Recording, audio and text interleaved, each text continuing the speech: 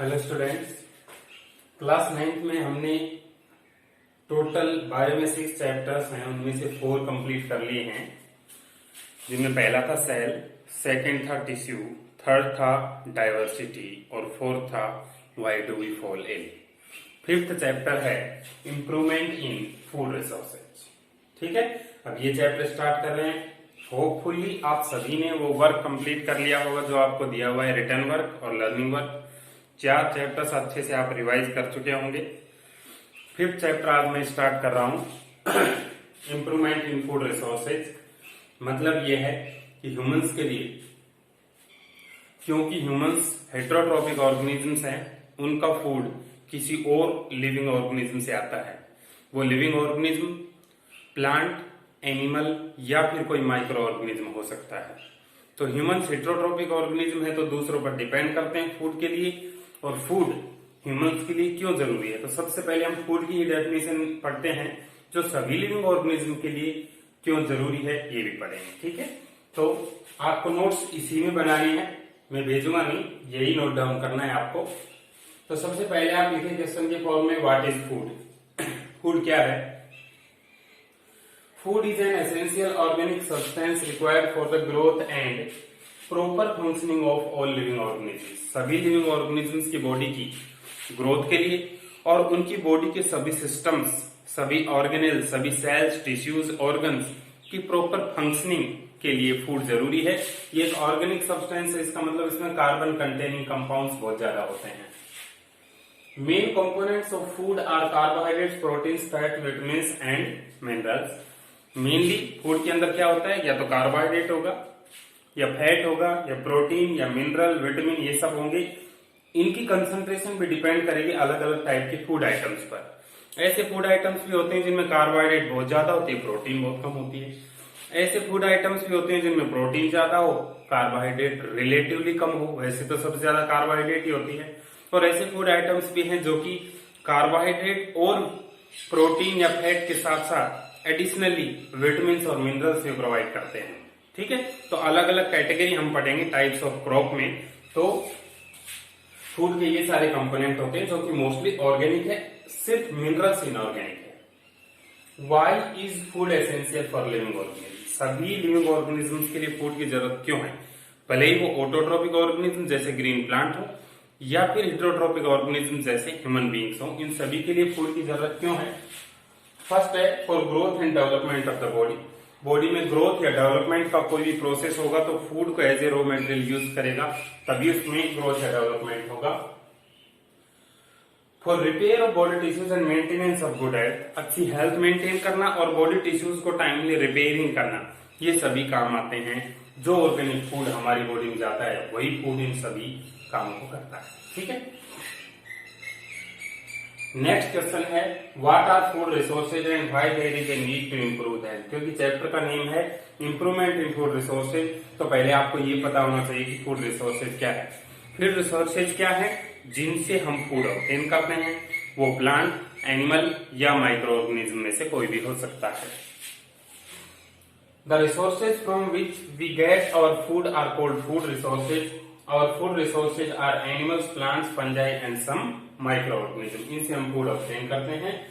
We need to improve our food resources because population of country is increasing very fast. So, to fulfill needs for all, we need to improve food resources. India की population बहुत तेजी से बढ़ रही है, independence के बाद बहुत ज्यादा स्पीड से इंक्रीज हो रही है। तो उन सभी को, जो पॉपुलेशन का पार्ट है, उन सभी को फूड अवेलेबल करवाने के लिए हमारे जो ट्रेडिशनल फूड के रिसोर्सेज हैं, जो पहले से चलते आ रहे हैं, उनकी एफिशिएंसी, उनकी प्रोडक्टिविटी और उनकी क्वालिटी दोनों को इंक्रीज करने की जरूरत है। ठीक है, क्यों? क्योंकि पहले कम ह्यूमंस थे, लैंड एरिया बहुत ज्यादा था, तो उस लैंड एरिया पर कल्टीवेशन होता था, एग्रीकल्चर के लिए फ्री एरिया था वो। अब दोनों ही चीजें बदल गई हैं। अब ह्यूमन की पॉपुलेशन बहुत ज्यादा हो गई है और कल्टीवेबल लैंड एरिया धीरे धीरे डिक्रीज हो रहा है, क्योंकि जिस लैंड एरिया में पहले कल्टीवेशन होता था वहां पर सिटी बन गए, फैक्ट्रीज बन गई हैं।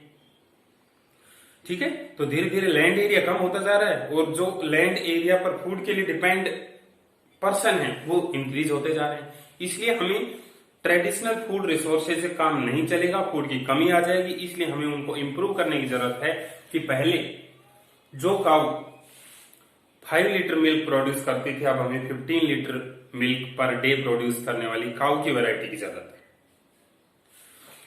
पहले पर हेक्टेयर जिस अमाउंट ऑफ फूड ग्रेन्स का प्रोडक्शन होता था, अब हमें उससे 3 या 4 गुना चाहिए उसी हेक्टेयर से। क्यों? क्योंकि बहुत सारा लैंड एरिया जिस पर कल्टीवेशन होता था वो तो ह्यूमंस ने ऑक्यूपाई कर लिया है कॉलोनाइजेशन के लिए, इंडस्ट्रियलाइजेशन के लिए। ओके,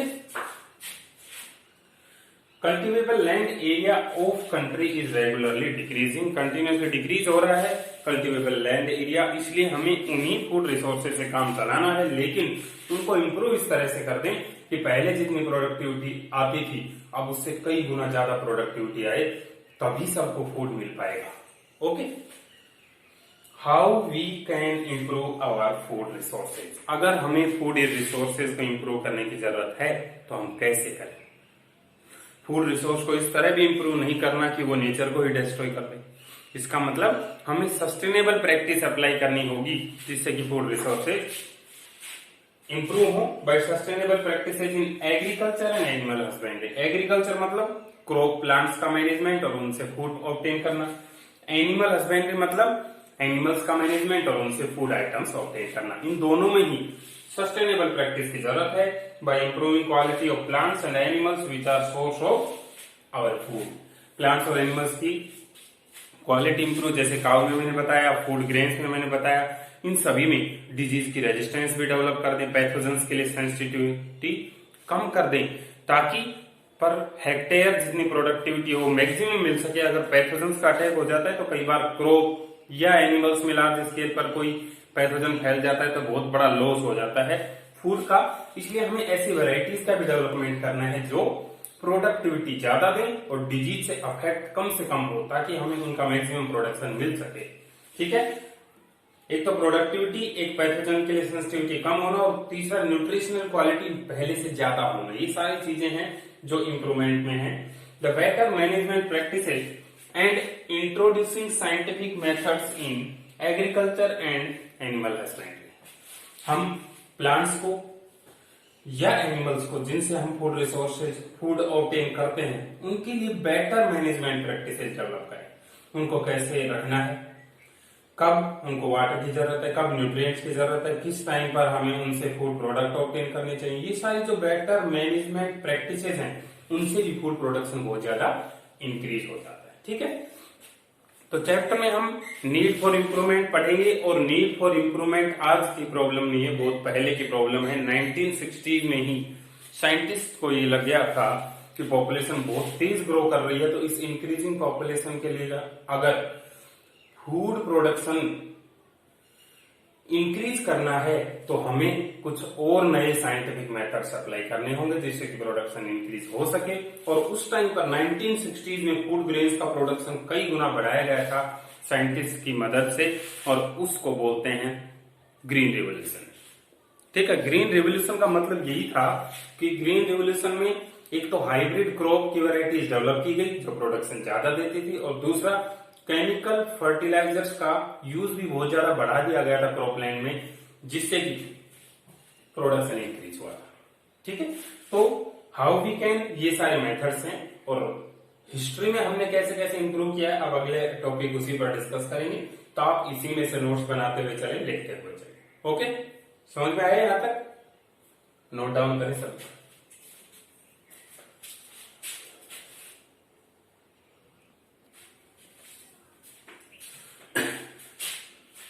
उसमें एग्जाम्पल और लिख दो कंटिन्यूएशन में ही। Green revolution increase the production of food grains like wheat, rice. Green revolution का मतलब यही था कि फूड ग्रेन का प्रोडक्शन बढ़ जाना। White revolution increase milk production by milk animals. ऐसे एनिमल्स जिनको हम मिल्क ऑब्टेन करने के लिए रखते हैं उनको मिल्क एनिमल्स बोलते हैं, उनसे मिल्क का प्रोडक्शन बढ़ना ही व्हाइट रिवोल्यूशन था।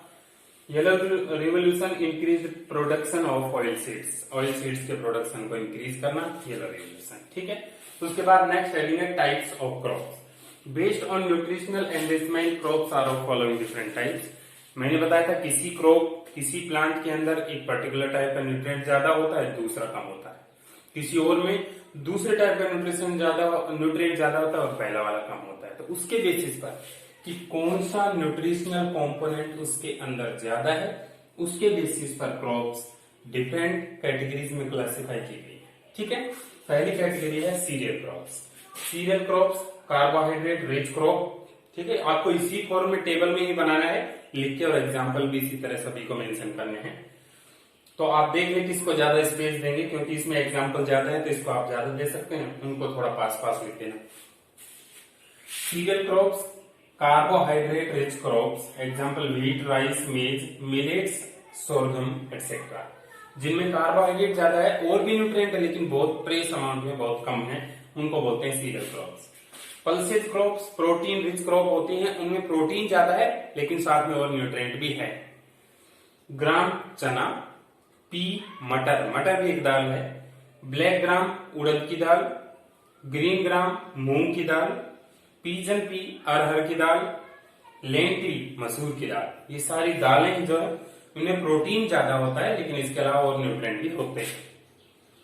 Oil seed crops fats and oil rich crop, जिनमें ऑयल और फैट ज्यादा होता है वो क्रॉप है soybean, groundnut, mustard, sesame, linseed, sunflower etcetera. ठीक है, उसी तरह fodder crops food for live stock animals, घर में जो एनिमल्स रखते हैं गाय भैंस, उनके लिए जो क्रॉप न्यूट्रिशनल रिच क्रॉप हैं उनको फोडर क्रॉप्स बोलते हैं, जैसे सूडान ग्रास, ओट्स, बरसीम एटसेट्रा। ठीक है, तो ये फोडर क्रॉप्स हैं। वेजिटेबल्स स्पाइसेस और फ्रूट्स, जिनमें rich in vitamin and minerals, vitamin और मिनरल्स हमें इनसे मिलते हैं, वैसे कार्बोहाइड्रेट प्रोटीन और फैट से मिलते हैं लेकिन विटामिन मिनरल ज्यादा मिलते हैं। जैसे ऑनियन एक वेजिटेबल हो गई, पेपर हो गई, स्पाइस और सारे फ्रूट्स हैं वो। ठीक है, तो अलग अलग न्यूट्रिशन कौन सा वाला ज्यादा न्यूट्रिएंट है उसके बेसिस पर ये क्लासिफिकेशन है। उसके बाद classification of crops. On the basis of growing season, crops are of two main types, that is rabi crop and kharif crops, जो आपने पहले पढ़ी हुई है। तो हम टेबुलर फॉर्म में रबी और खरीफ क्रॉप को भी अब स्टडी करेंगे। ठीक है, तो आपको नोट्स इसी फॉर्म में यूं की यूं आपको कॉपी करना है।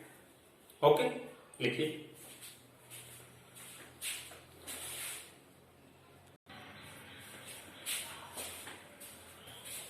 देखिए, टेबुलर फॉर्म में है rabi crops and kharif crops.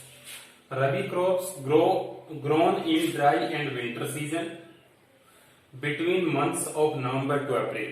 नवंबर से अप्रैल के बीच में विंटर सीजन में होती है, इनको विंटर क्रॉप्स भी बोलते हैं। Example wheat, gram, P, mustard, linseed, barley etcetera. Kharif crops grown in hot and rainy season, इनको समर क्रॉप्स भी बोलते हैं। यहाँ पर आप लिख सकते हैं विंटर क्रॉप।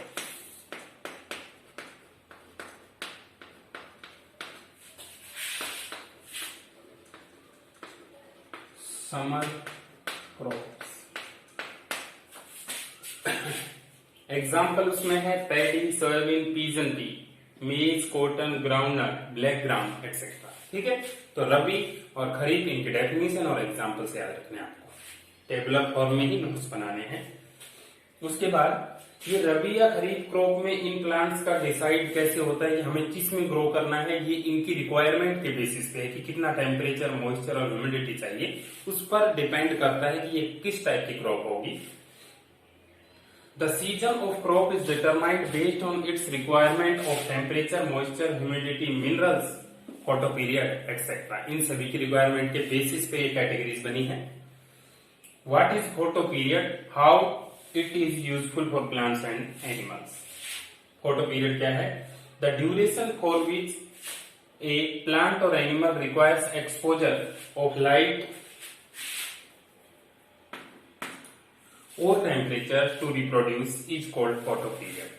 किसी प्लांट या एनिमल को लाइट या टेम्परेचर का कितना लॉन्ग ड्यूरेशन चाहिए, किसी को कम चाहिए, किसी को ज्यादा चाहिए रिप्रोडक्शन करने के लिए, वही उसका फोटो पीरियड होता है। कोई लॉन्ग फोटो पीरियड के होते हैं जिनको ज्यादा लाइट का ड्यूरेशन चाहिए, कोई शॉर्ट फोटो पीरियड के होते हैं जिनका कम चाहिए। उसके बेसिस पर ही प्लांट्स अलग अलग तरह के होते हैं। ठीक है, different plants require, for example different plants require varying exposure of sunlight for producing flowers. किसी प्लांट को बहुत कम लाइट का एक्सपोजर चाहिए फ्लावर प्रोडक्शन के लिए, किसी को बहुत ज्यादा लाइट का एक्सपोजर चाहिए। Different animals require varying temperature ranges for the reproduction and feeding. Feeding के लिए और रिप्रोडक्शन के लिए बहुत सारे जो एनिमल्स हैं उनको अलग अलग तरह की रिक्वायरमेंट है, किसी को ज्यादा चाहिए किसी को कम चाहिए टेम्परेचर का ड्यूरेशन, ठीक है। उसी के बेसिस पर अलग अलग तरह के होते हैं प्लांट्स और एनिमल्स। तो इम्प्रूवमेंट इन फूड रिसोर्सेज के अंदर ये इंट्रोडक्शन पार्ट है जिसमें हमने क्रॉप प्लांट्स के बारे में बताया है, न्यूट्रिशनल एनरिचमेंट के बारे में बताया है। अब हम अलग अलग टॉपिक्स में पढ़ेंगे कि कैसे तो क्रॉप प्लांट को इम्प्रूव किया जा सकता है प्रोडक्शन इंक्रीज करने के लिए, और कैसे लाइव स्टॉक एनिमल्स या एनिमल हस्बेंड्री में जितने भी एनिमल्स को कल्टीवेट किया है उनकी वैरायटी को इम्प्रूवमेंट किया जाता है। टॉपिक वाइज पढ़ेंगे, ठीक है। तो ये सारा इंट्रोडक्शन का पार्ट कंप्लीट हुआ है, समझे आप। तो आपको क्या करना है इस चैप्टर के अंदर स्टार्टिंग से अच्छे से रिवाइज करते हुए चलना है। एक बार समझ में आने पर, लर्न होने पर बार बार में आप अगर सिर्फ इस वीडियो को देखने के लिए फॉर्मेलिटी के लिए पढ़ेंगे तो ये समझ में नहीं आएगा। टाइम देकर थोड़ा इसको रिवाइंड करके वीडियो को बार बार देखकर तब पढ़े, तभी समझ में आएगा, ठीक है। तो improvement in food resources chapter में ये पहला पार्ट है। सभी अच्छे से इसको रिवाइज करें, लर्न करें। और मैं पहले भी कह चुका हूं कि अब आगे आने वाले हर एक टेस्ट में सभी की प्रेजेंस होना जरूरी है। सभी टेस्ट की लिस्ट और रिकॉर्ड मैं अपने पास रख रहा हूं, जितने भी टेस्ट होंगे। जो एब्सेंटीज होंगे उनके लिए फ्यूचर में ठीक नहीं होगा, तो आप टेस्ट में जरूर पार्टिसिपेट करें। आप जो पढ़ रहे हैं, जो रिवाइज कर रहे हैं, उसका आपको पता भी लगना चाहिए कि कितना % आपको लर्न हो रहा है। कोई पनिशमेंट तो दिया नहीं जा रहा है इस टेस्ट के लिए कि भैया आपके कम मार्क्स आए हैं तो ये बोला जाएगा, कुछ नहीं है। आप अपनी नॉलेज के लेवल को चेक तो करें कि हम अगर पढ़ रहे हैं, ऑनलाइन पढ़ रहे हैं ऐसे टाइम में, तो हमें कितना लर्न हो रहा है, ठीक है। अगर आप टेस्ट ही नहीं देंगे तो आपको बिल्कुल भी आइडिया नहीं आने वाला है। आइडिया नहीं आएगा, आपका सब्जेक्ट कमजोर रह जाएगा, आपका ईयर खराब हो जाएगा।